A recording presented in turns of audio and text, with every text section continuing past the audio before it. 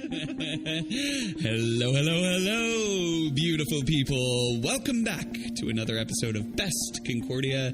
I'm your host, Johnny B, and with me as always is my fabulous co-host, Anne-Marie Turcotte. Hey, Anne-Marie, how's it going? Good. Good. And that mysterious track you just heard is called Ichon by this week's musical guest, Shannon Floyd. And we are coming to you live from the Ethnography Lab here at Concordia University in Montreal. And this week, we will be delving into the world of secrecy and revelation with returning guest, MA Sociology graduate, yes, I said graduate, Lucian Ivanov, who is back to tell us all about his completed master's research on the secret files of the Romanian secret police under the former communist regime. But first, Anne-Marie and I had the opportunity to sit down with visiting scholar Alix Johnson, a PhD candidate in anthropology from UC Santa Cruz, who spoke to us about data centers and surveillance in Iceland and her thoughts on how secrecy and revelation are absorbed into the everyday. Now, Alix is also a fabulous writer and has written several insightful and powerful articles about her experiences with sexual assault in the field and how this is dealt with in academia. So, we just wanted to give folks a heads up that we'll be talking about this in the third segment of today's interview with Alix. But first up, Alix talked us through her fascinating ethnographic work in Iceland. So what are you doing your PhD in at Santa Cruz? Sure. Anthropology, cultural anthropology. Mm-hmm. And what I'm looking at has been the development of data storage centers, specifically in Iceland, but trying to think about this kind of new globalized geography of data and how it's impacting people in different ways. So you've been doing work in Iceland? I did my fieldwork in Iceland. I was there for about a year and a half, all told. Yeah. And that was in 2014, yeah. Okay. How did you come to this work? Yeah, I think like most anthropologists, it's a super roundabout way. Mm-hmm. But when I went to grad school, I was really interested in studying information politics. So this was like 2010, 2011, when like WikiLeaks and Anonymous were becoming a big thing. Okay. And like as someone who was invested in political work in Oakland, I was really like baffled and excited by what this kind of thing could offer, this kind of like technologically mediated politics. And so I went to grad school to study this stuff, and then because I'm an anthropologist, quickly realized that I would actually have to hang out with those people if that's what I was going to do. And I was like, oh, no, I don't want to do that. I don't actually want to hang out with WikiLeaks for 2 years, and they wouldn't let me anyway. And so I started looking at kind of other ways to think about this problem. And Iceland at the time was kind of coming onto the map for these issues because a lot of like weird crossovers with WikiLeaks, but also they were developing their own pirate party, which is a sort of political movement that's based around a lot of things, but specifically like internet politics, net neutrality, freedom of speech, that kind of thing. Okay. So I went to Iceland, started talking to those people, and to some extent stayed with those questions, but then also got totally fascinated by the actual physical infrastructure that allows all of this stuff to take place. So, like physical infrastructure, like a warehouse where they house stuff? No, it looks very much like a warehouse. But specifically looking at data centers and to a lesser extent fiber optic cables. But these, really like physical things that form the background of like distributed computing, cloud services, all of the things we take for granted around how our data can move and really live elsewhere and we can still have access to it. All that is supported by physical networks, right? And for different reasons, those networks have been built up in different parts of the world. And so Iceland at the time, it was a question of politics, it was a question of connectivity, but it was also because Iceland had super abundant and renewable electricity. That was a big reason that they started developing there. So there's all these sort of interesting like political and cultural, but also like environmental, ecological questions that get tied into where, kind of how and where data moves. Is it the fact that it's cold too? Yeah, exactly. Factor? Yeah. Exactly. Yeah. So how it's does that work? Because they need to well. No, you're right. It's exactly that. Because it produces heat, like the storage of data, so they need to refrigerate the machines. The fiber optic cables. The servers, really. Yeah, because they'll overheat, and so usually you have to pay for air conditioning to keep those cool. But in Iceland, as they like to say in their promo, you can just kind of open the windows, and the cool climate helps offset the cost. And so, is it hydroelectric? It's mostly it's that because they've Got a lot of water. They got a lot of rivers there. Yeah, it's mostly hydro and some geothermal. Yeah. Okay. Why Iceland though? Like, what is it? Well, like, did they have something?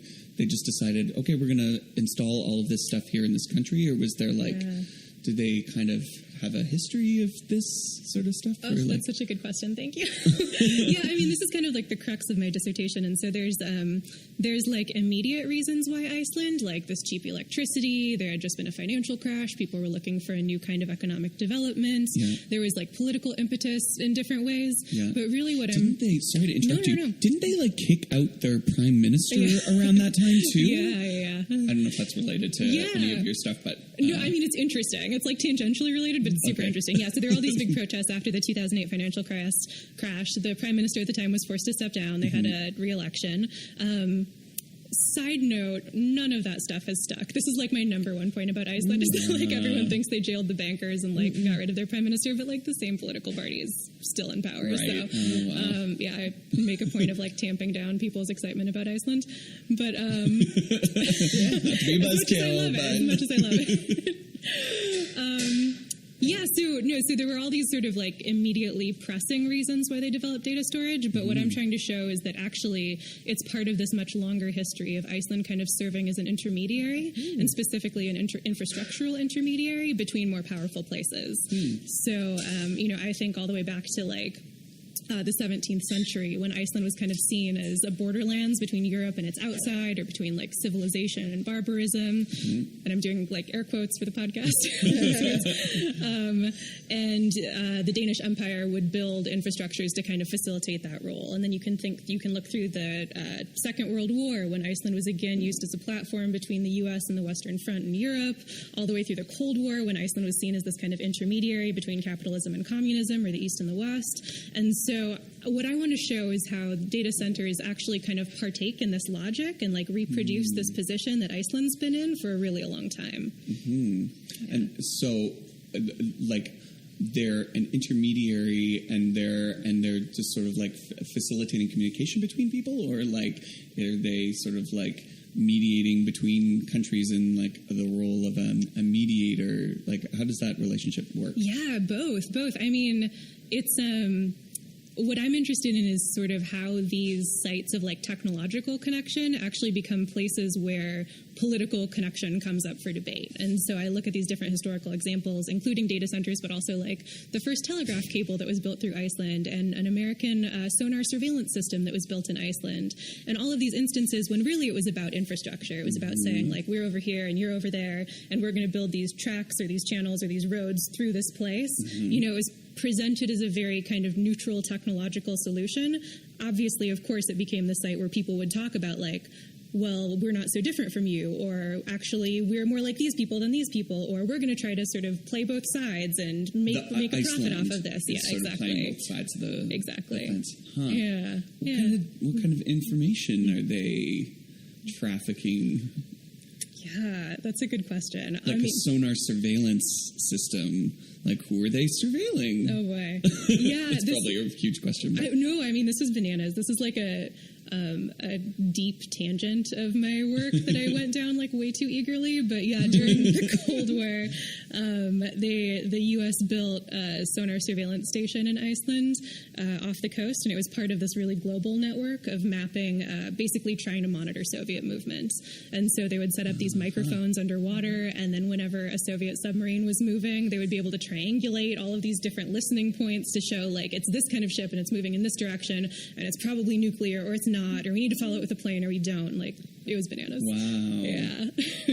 And what kind of information are they housing in these data centers now? Yeah, I mean, it's a good question, because there's a lot of stuff that we know, and there's a lot of stuff that we don't, just kind of by virtue of how this stuff works. It's like black boxed, or yeah, whatever. Totally. It's like you basically only can know what people are willing to tell you, and plenty of people aren't. But no, there's a couple big corporations that have chosen to move operations to Iceland now, and so we know that like BMW is running some of their simulations there. There's some big hedge funds that are storing data in Iceland. But a big thing that's happening there now is actually Bitcoin, which is this like online cryptocurrency that is folks like may or may not know is basically like mined with computational power.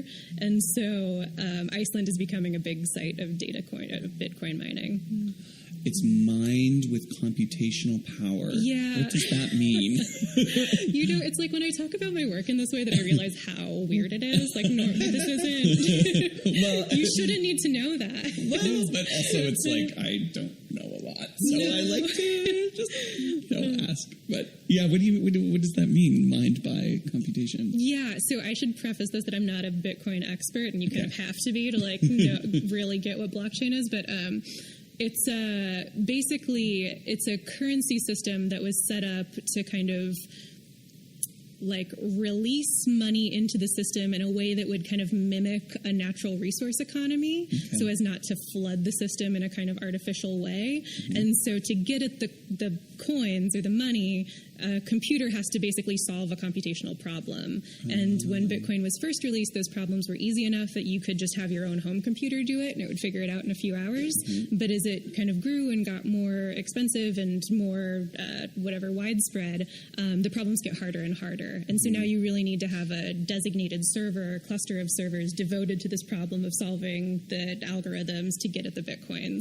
Enter Iceland and their data mines. Exactly. Exactly. So there's whole like warehouses full of servers that are just devoted to Bitcoin. Like warehouses, like a humongous where they store all the servers. Like I just am such a Luddite that I have no idea, but that's basically what it is, right? It feels exactly like a warehouse, and this is sort of one of the weird points of connection between these earlier kind of regimes and data storage is that actually a lot of them are being built in the site of the former American military base.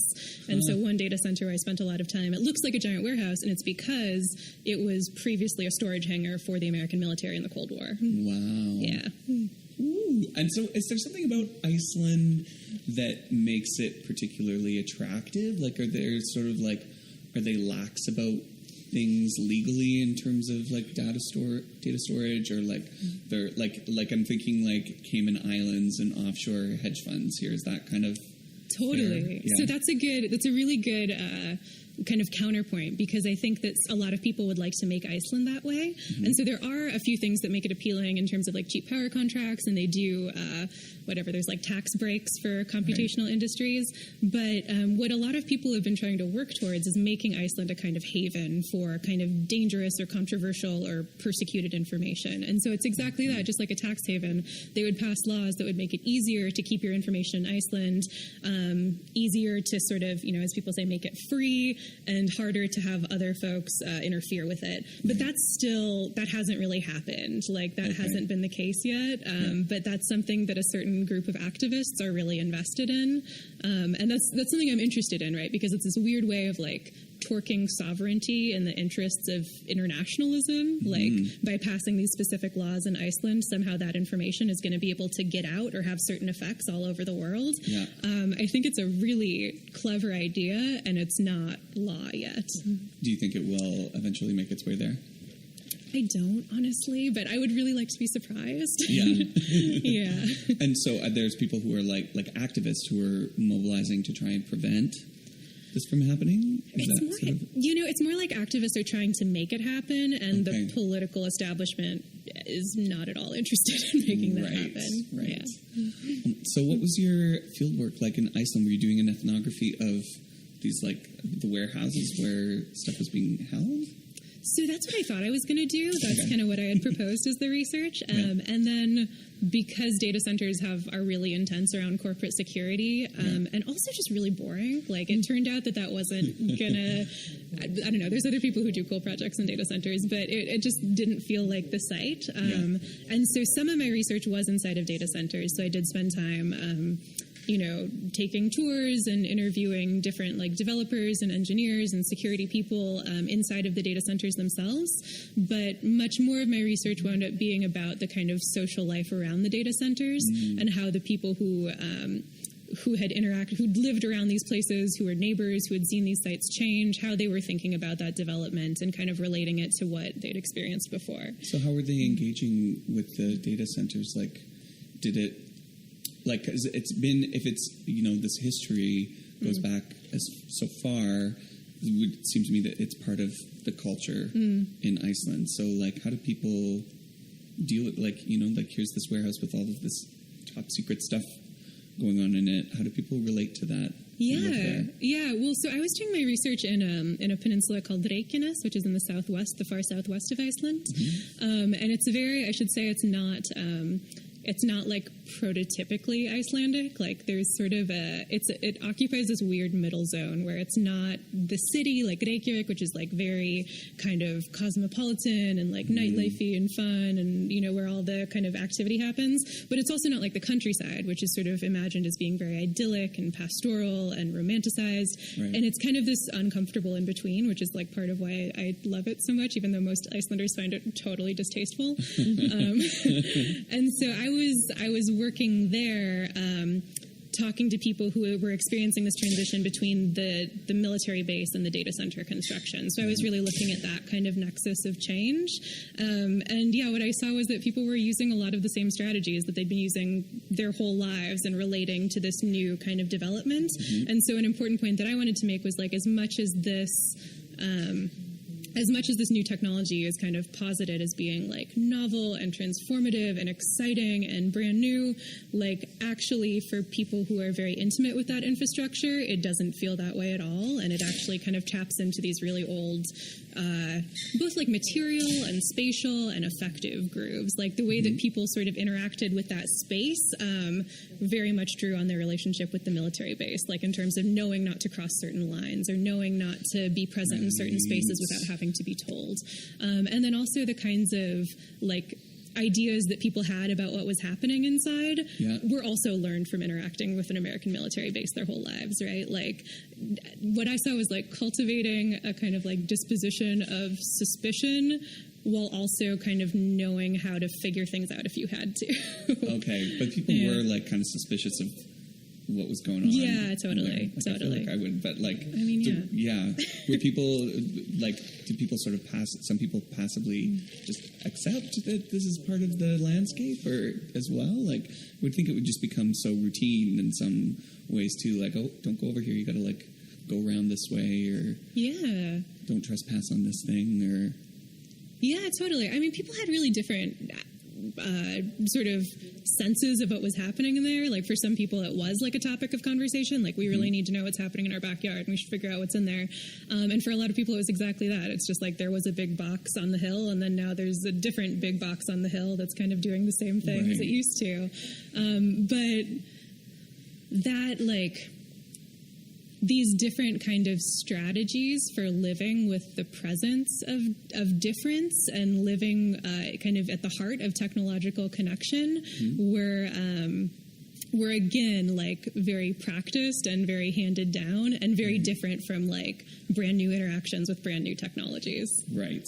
Yeah. People were used to it and knew it. It was familiar. Did you as an American there, did that sort of like, how did that affect how you interacted with people and people in the community? Yeah.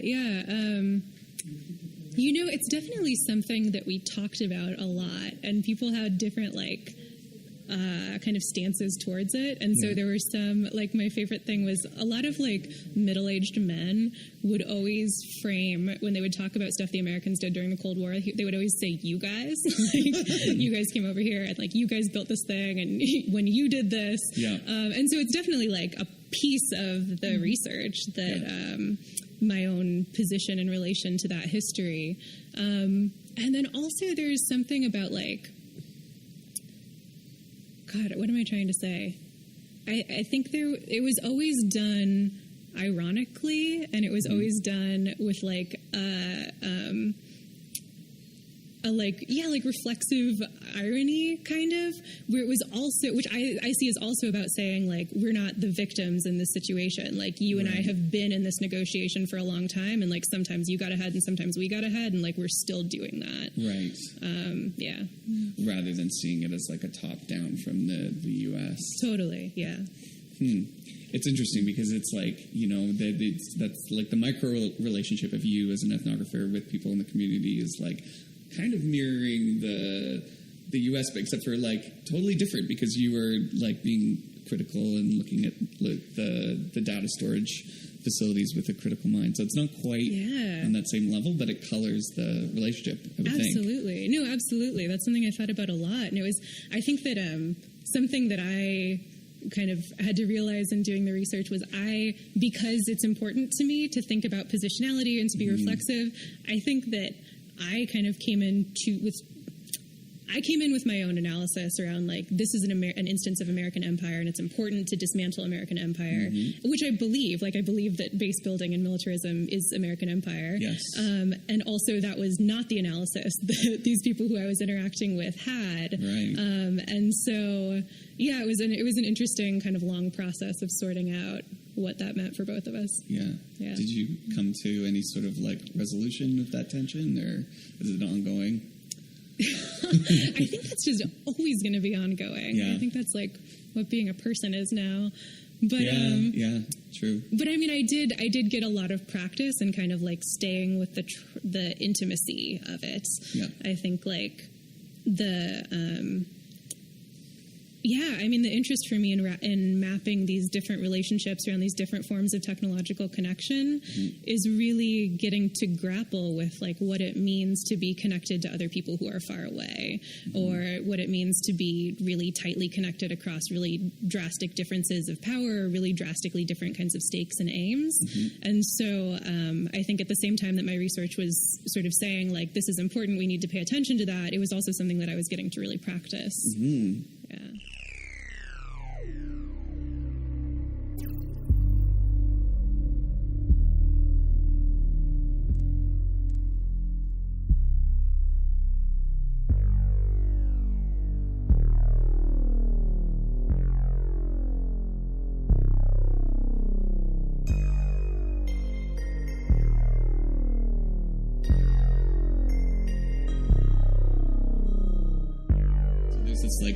Blackboard right behind you here in the ethnography lab, and I know that your square of the blackboard is Secrecy and Revelation as a project potentially that was going to happen here in the ethnography lab. But how does this relate to your Icelandic work? I mean, we've talked a little bit about sort of the data, but I'd love to hear how Secrecy and Revelation is part of your work in Iceland. Sure. Yeah. I mean, so at the very start of my research on information politics, like Secrecy and Revelation was like the crux of it. That was like the thing I was so interested in.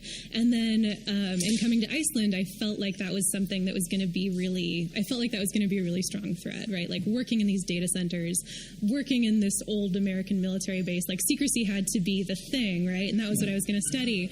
And then as I spent time there, it just never worked out the way that I thought it would, and wound up just never being as straightforward and never being as sexy as I wanted it to be, but like all the more interesting because of that. And so thinking about like, I found all these examples of like the former military base and the sonar surveillance system that was built there. Yeah. This thing was supposed to be top secret. This was like the U.S.'s like tool to take down the East, and this was like not supposed to be spread around. But then when I went to live in this little town, everyone there was like, obviously we knew what that was.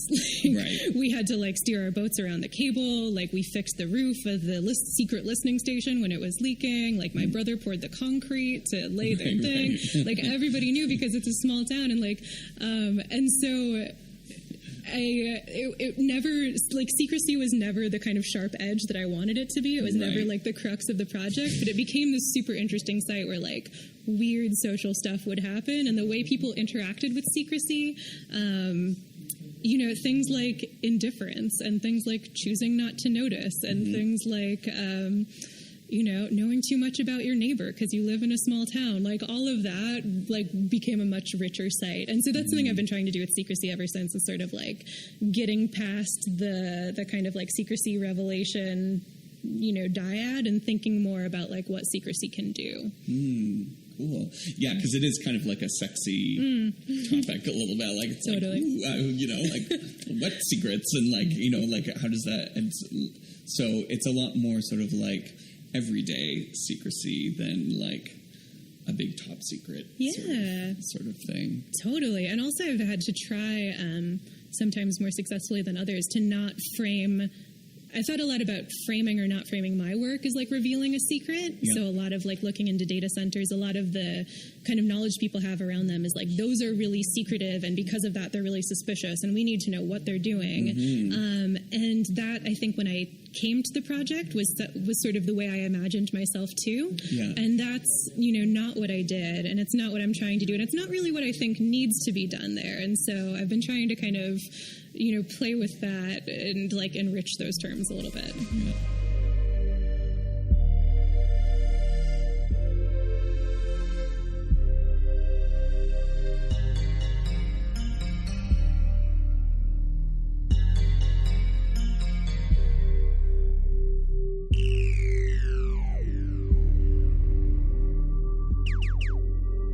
So I read some of your articles around sexual assault in the field. This is like a radical shift from what we were just talking about, but like, whatever, let's just go for it. And I like, actually, talking about your writing, it makes sense because I loved the pieces that I read 3 articles, and like, you're an excellent writer. I really enjoyed reading them.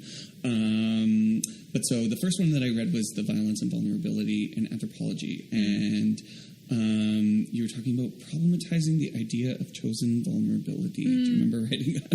Like, I don't know how long ago these were written, but like, so maybe, I'm curious about what this idea of chosen vulnerability in the field. Maybe we could start there. Yeah, sure. So something I was trying to think through in that article is the way that our relationship to vulnerability as anthropologists, I think, has changed a lot over time, but stays unsettled in a way that's kind of productive and troubling to me. So, if you think about the beginning of ethnographic research and what it looked like when Malinowski was doing it, it was like this intrepid male explorer who's going off to this dangerous place all by himself to do the work. And that really changed in the 70s and 80s, specifically with the turnaround feminism and decolonization, where a lot of, especially women writers of color, were saying, like, that's not how to interact with people, actually. What is where we learn from our interactions with other people is, and when we're coming at them from a kind of real and genuine and vulnerable and intimate place, and that was a sort of transformational intervention, really, and one that I was kind of trained in as an anthropologist myself, and one that I appreciate and kind of think with a lot.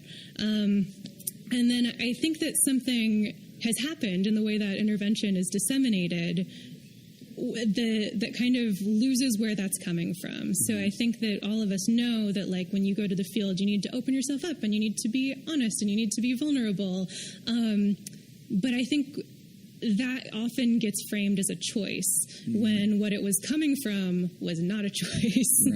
And the point that I was trying to make in that article is that many of us still do not get to choose that vulnerability, and that's something anthropology doesn't really think much about. And so I was writing specifically around the context of sexual violence and having experienced sexual violence during research, that the problem of sexual violence, which is endemic, like a lot of researchers experience sexual assault in the field, that really kind of troubles this idea of chosen vulnerability. It all of a sudden complicates this picture that, like, oh, I can just show up anywhere I want to, and if I choose to cultivate this disposition that's open and that's respectful and that's vulnerable, then that's going to be enough. It really calls into question the ways that we're very vulnerable, and then also the ways that we're not, and it makes us think through those, and it gets uncomfortable. Yeah, because it also, I think, sort of this idea of going to another place, and if you experience assault or are assaulted in that place, that there's an expectation of intervention, like you say, of that's sort of like grounded in the place that you come from, rather than the place that you're at that is problematic. Yeah. Can you talk a little bit about that? Yeah, totally. Well, I mean, the question that I was sort of posing in that article was like, why... Okay, anthropologists, for the most part, certainly not all of us, but for the most part, we're on the same page. We're like, okay, sexual assault is bad. We want to take care of people who are sexually assaulted. Like, we should figure out how to do that, probably. And yet we really haven't. And I don't think, I mean, part of it's like institutional funding and whatever, and part of it is people actually not wanting to do that. But I was trying to say that a big part of it is just that we don't really know how to make those claims, and it makes sense that we don't know how, because if you think about what happens is when a student is assaulted in the field, it's like, what can you do about it? Okay, you can tell them to stay and figure it out. You can tell them to come home immediately. You can send them to a therapist. You can send them to a police officer. And all of those things are making statements about the way the world should be in the place that they are. And those are things that, like, we're not comfortable doing and we shouldn't be comfortable doing. And so it's sort of an impasse or a sticking point around confronting this issue that anthropologists really haven't talked about. And so what's been the response to this article and speaking up about this stuff? Are people like willing to engage in these conversations with you? Have you felt like reception has been, people have been open to this? Yeah, I really have. I feel super lucky. Yeah, it is, right? No, I've gotten a lot of really beautiful responses and had a lot of made a lot of really good connections. And so I've organized roundtables at last year's American Ethnological Society and the AAA's last year in the U.S. This coming next month at the AAA's, we're doing another roundtable, and the turnout and the reception's been really wonderful. Amazing. Yeah. So people are slowly starting to have these conversations. Yeah. Were people like you said that you experienced some of this yourself? Was the response from the people you work with, like, was it productive for you, I guess, would be the way to frame that? Yeah, you mean the people I worked with in Iceland or in... in Iceland, but also at your university. Yeah. It's been interesting. It's been a good conversation because I think this is one of those good sites to kind of put what we know as anthropologists into practice as people, which is like hard for a lot of people, because we know all of these things about like how violence works and about how institutions fail, because that's what we look at as ethnographers. Yes. And yet when it comes to our own lives and our own students and our own colleagues, like often we forget those things. Yeah. And so, no, I've been super lucky to have very supportive responses at my institution and with my own colleagues. And also I think it's been a learning edge of like, oh, this is this is different than what the bureaucracy says it is. So yeah. And has that sort of like shaped your work in Iceland too a little bit? That experience?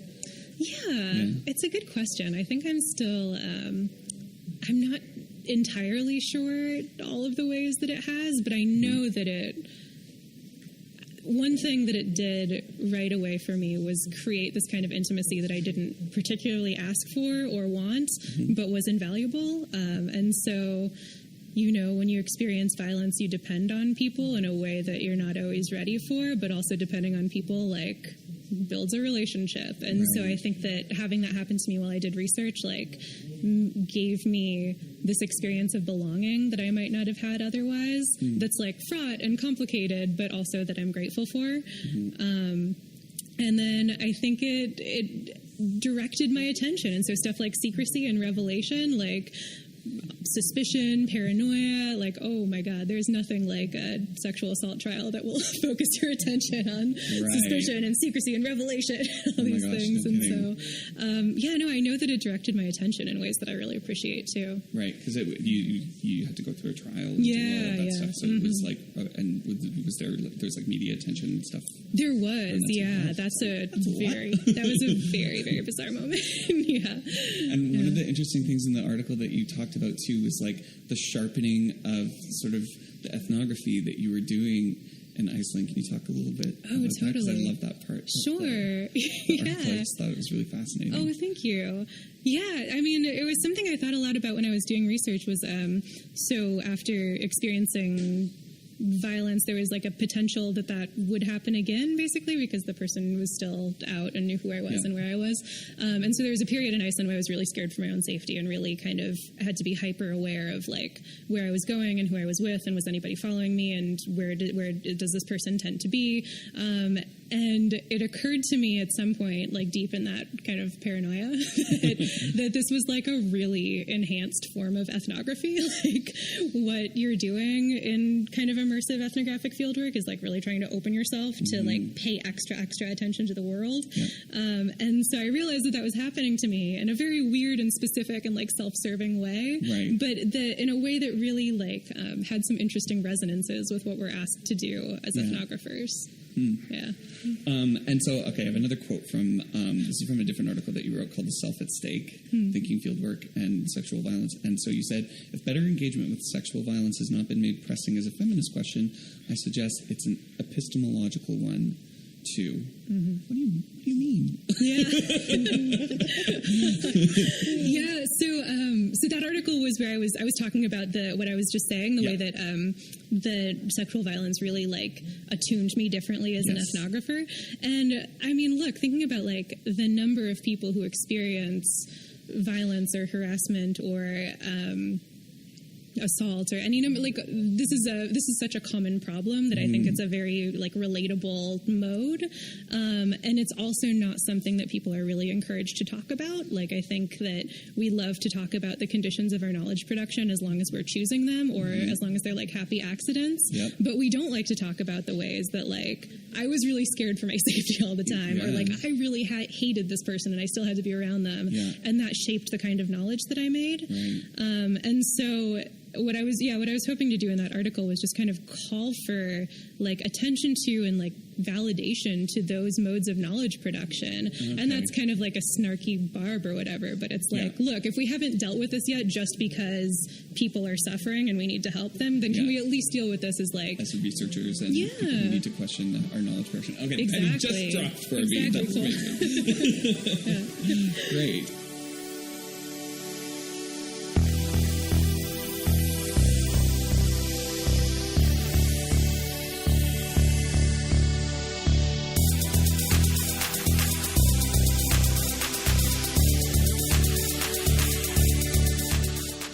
Thank you, Alix, so much for sharing your story with us. We really appreciate you having this public discussion about a difficult topic and for letting us be a part of the conversation. And for our listeners, if you're a student here at Concordia University and you need support, the Sexual Assault Resource Center, SARC, holds a drop-in Monday to Friday from 10 a.m. to 4 p.m.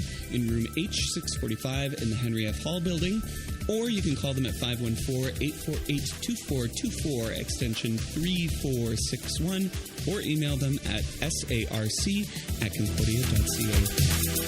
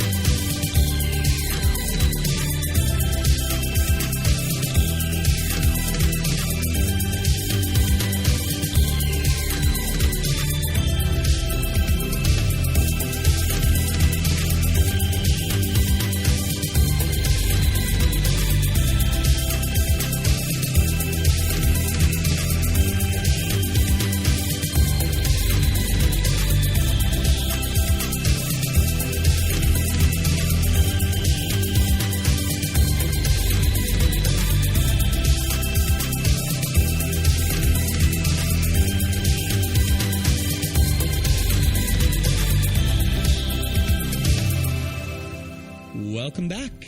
That beautiful track is called Across Centaurus A2, and it's by this week's musical guest, Concordia Master's student Shannon Floyd. Now, Shannon is an emerging synth artist and has yet to release her music on a public platform, so we are getting an exclusive listen this week. So thanks, Shannon, and stay tuned for more music being revealed in the near future from her. Very mysterious. Mm-hmm.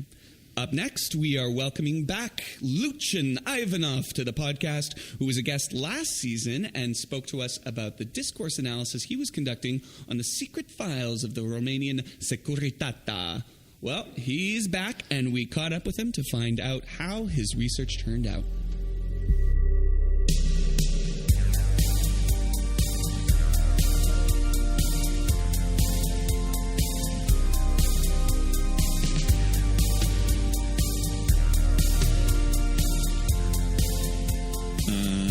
What has happened since then? Yes. Okay. Well, that paper is finished. The thesis is finished. Yay! Thank you very much. Woo! Yes. Thank you. So I graduated this May. Amazing. Yeah. Thanks. I think you're the only person from our cohort so far to have graduated from the program. So pat on the back for that. Thank you. Yeah. Well, I wanted to have that happening this year. So Yeah. it happened with a lot of effort. Yeah, no doubt. But maybe it's as well because maybe you got. I mean, I work with these primary files. I didn't have no interviews to do. So right. Maybe most of you guys, you have some. Other type of research involved, like video material, audio material, research on the ground and stuff like that. So, but still, it's not a small thing to go through all of that data and do discourse analysis. Like, that's still a pretty big job. For sure. It was. It took some time, but I'm glad it's done. And you did it. You're out the other side. Yeah, it's amazing. Yeah. I can tell you how it is on the other side. Yes. Did you go to convocation? Sorry? Did you go to convocation? Oh, yes, I did. Yeah. Yeah, you wore your gown and cap. Everything is there on tape. Yeah. It's all there on tape. Yeah, actually, Concordia films everything, and you'll find it on the website. Surveilling you right to the bitter end, Concordia. There you go. It's a nice type of surveillance this time, if I can say so. Yeah, absolutely. Absolutely. So, and how do you feel about the finished product? Oh, yeah. I feel great. Give me a moment. Yeah. Take a drink. It's dry in here. We're in the ethnography lab, and it's a little dry. Yep. Our first edit. The first edit of the season. Yay! No, we're leaving it all in, warts and all. We don't edit this show. What are you talking about? Edits? I was thinking of a different show.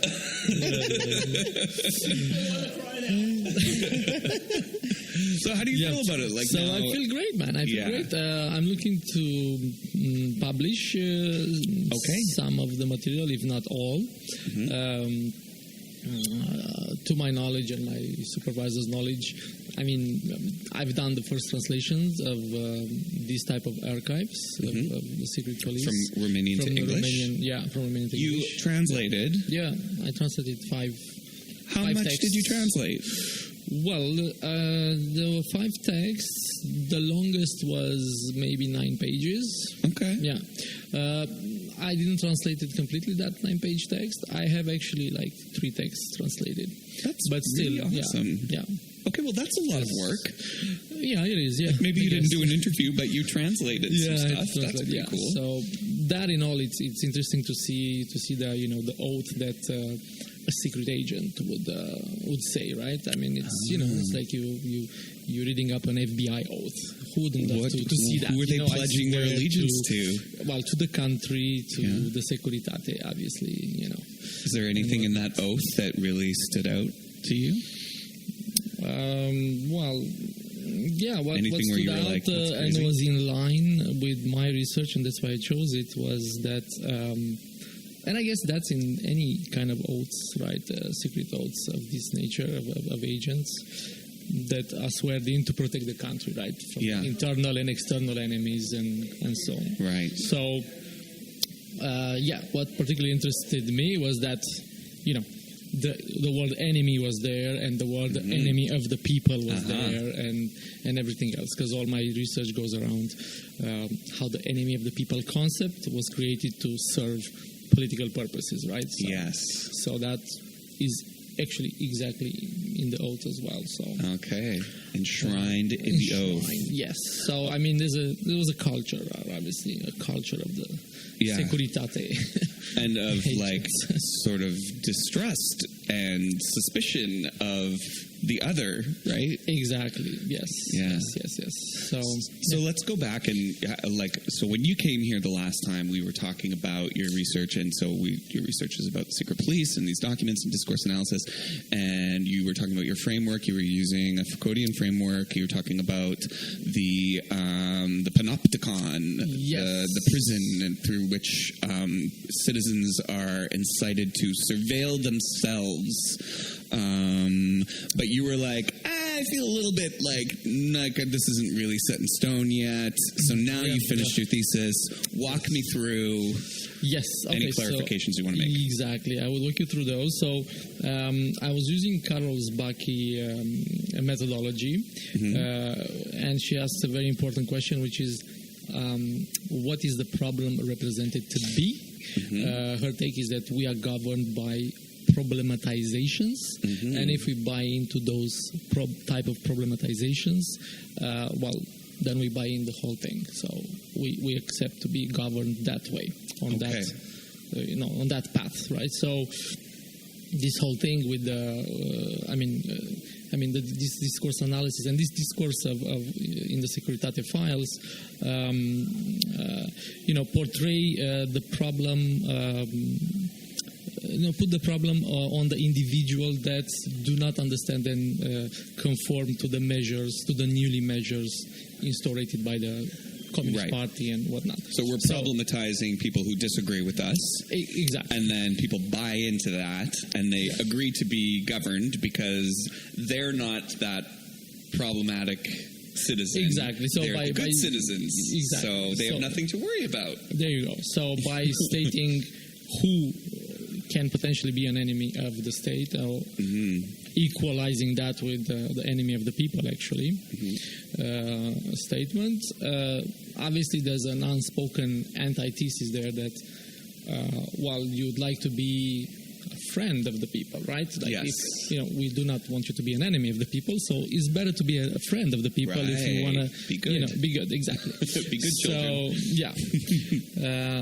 So that was an interesting thing that came out. And this enemy element, as you mentioned, was problematized as the other in many forms, right? In the form of other ethnicities in Romania that all of a sudden are denied their ethnic status. Right. Yeah, I was just going to ask Romanians. That's it. Who are the problem people? Like, it can't just be political dissenters, but there must be like all of the undesirables in the country. So. Ethnic groups. Ethnic groups. Then you have the class enemy, right? The boyars, the ancient class of, latifondiaries, the Tell me owners about of this. land. I don't know anything about this. Well, so, Romania was coming out of the coup d'etat on the instauration of communism was made against the ancient regime, which was a monarchy, right? So. In a monarchy, obviously, people had land from the king, and for hundreds of years were not disturbed by that, right? Right. So they have their land ownership and possessions and everything else, right? So, and this was what the communist revolution overthrew. Exactly. All of a sudden, you have to give that up to the state, collectivization and everything else.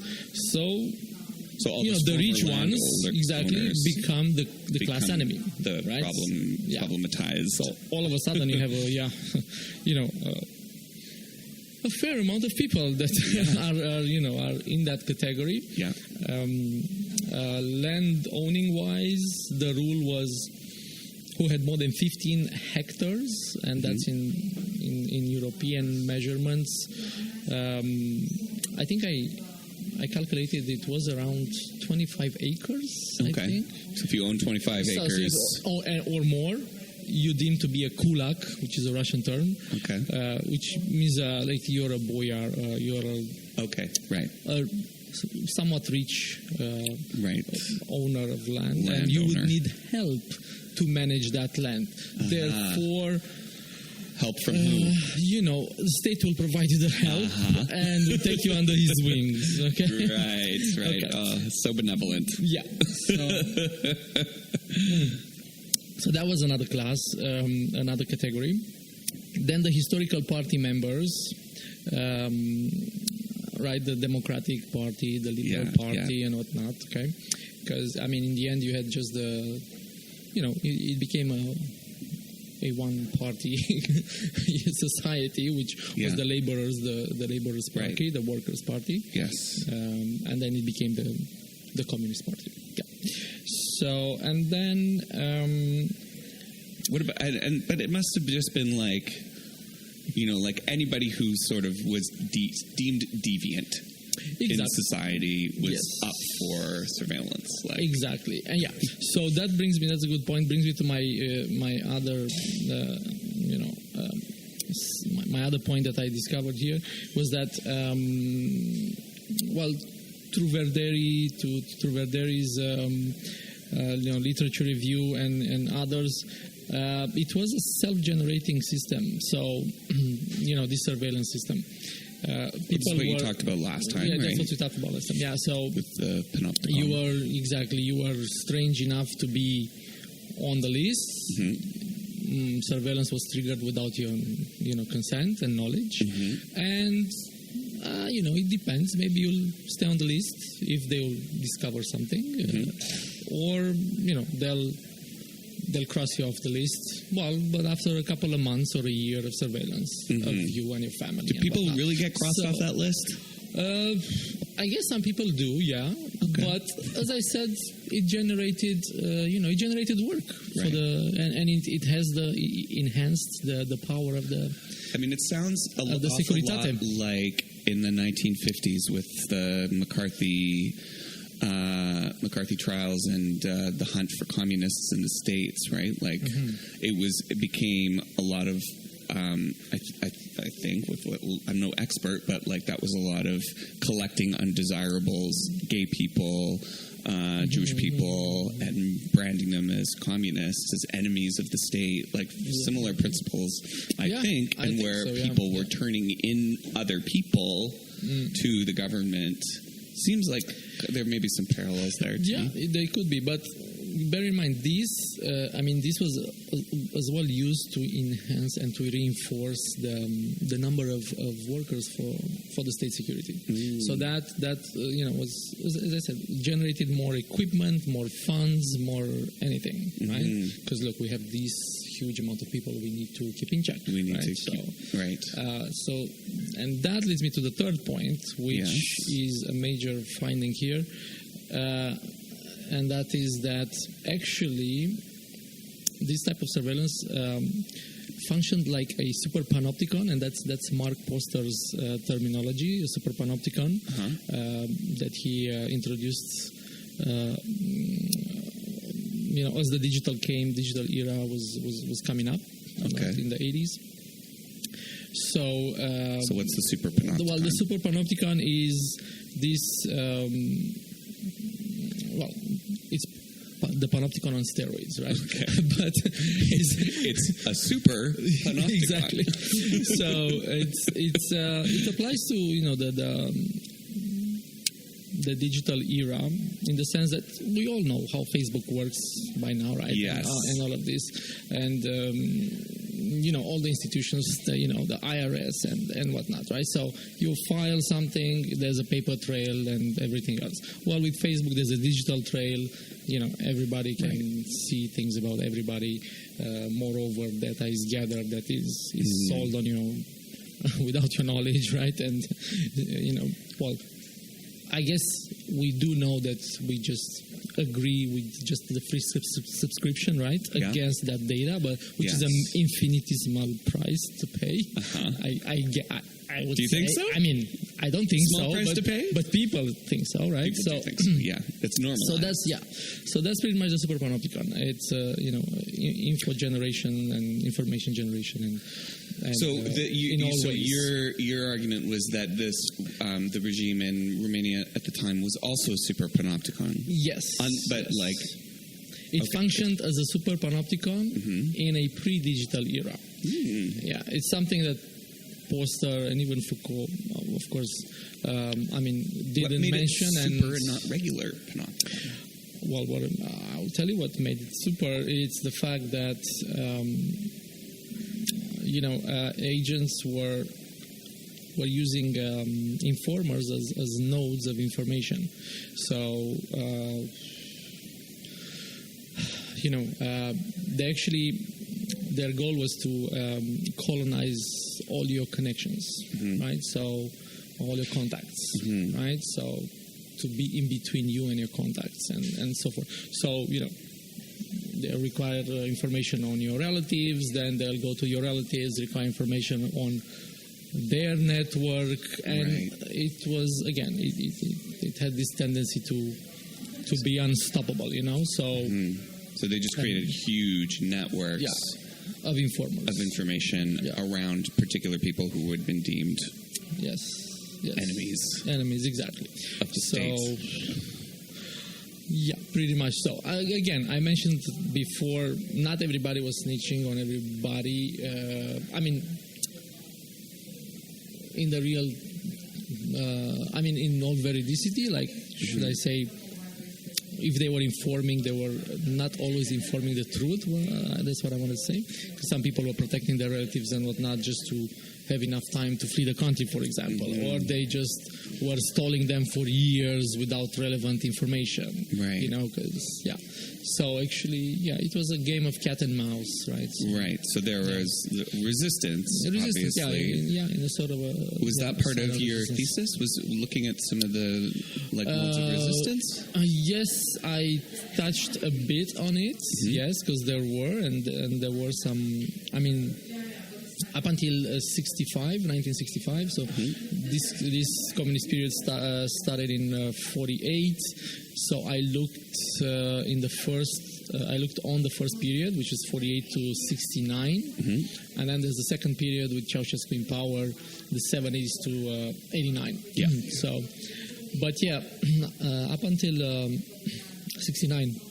So up until 1965, there was resistance, and it was mentioned in these secret files. Yep.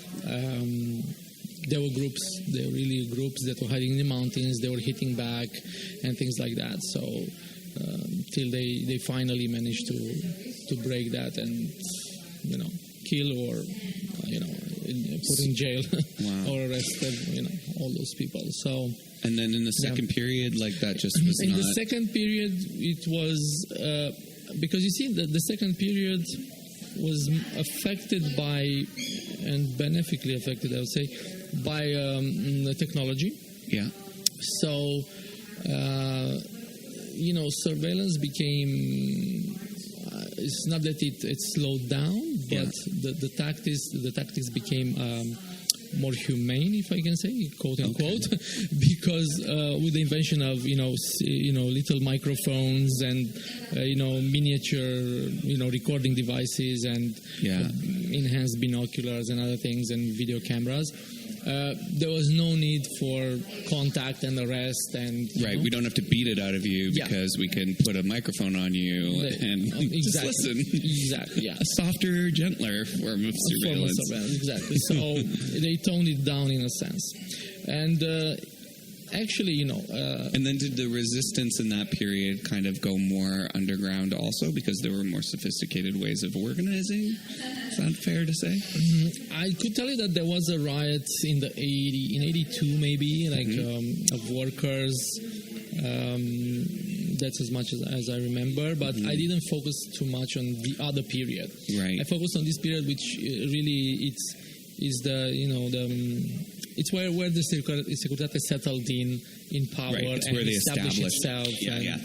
And I'm not saying it's normal, but I guess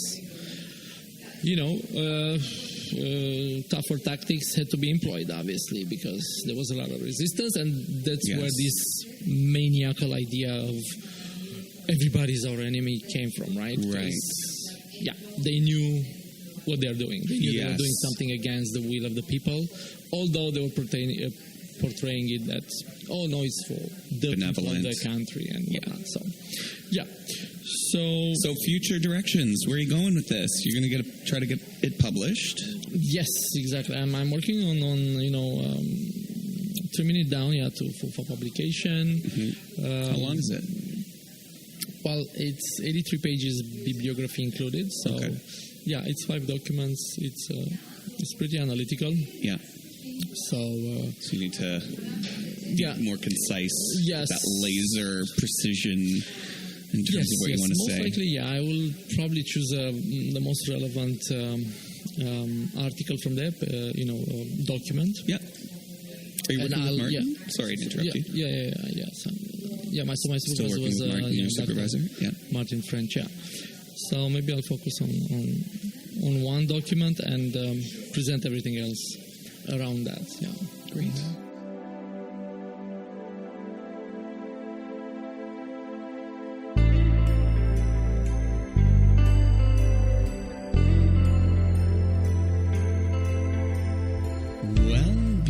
People, all has been revealed for this episode.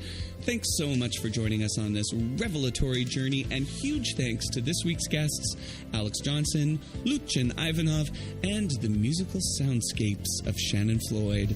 We'll be posting links to Alix's articles on our Facebook page, so if you'd like to read the articles we spoke about in this episode, please head on over to the Best Concordia Facebook page. This week's episode was produced by Pauline Hoebanx, Juan Pablo Neri, Adam van Sertima, Kris, Millett, and Anne-Marie Turcotte.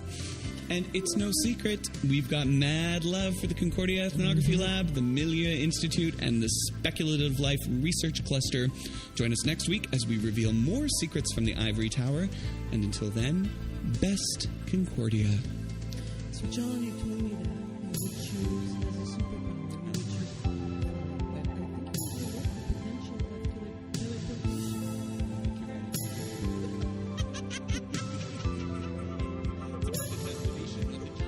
but I think you have the potential of teleportation. What about the gold tracksuit? Can I teleport in a gold tracksuit? Yes, I guess you could. All right, then. Thanks, you heard it here first. The scoop. The inside scoop. You weren't expecting that, were you? You thought I was going to stay on script. Ah!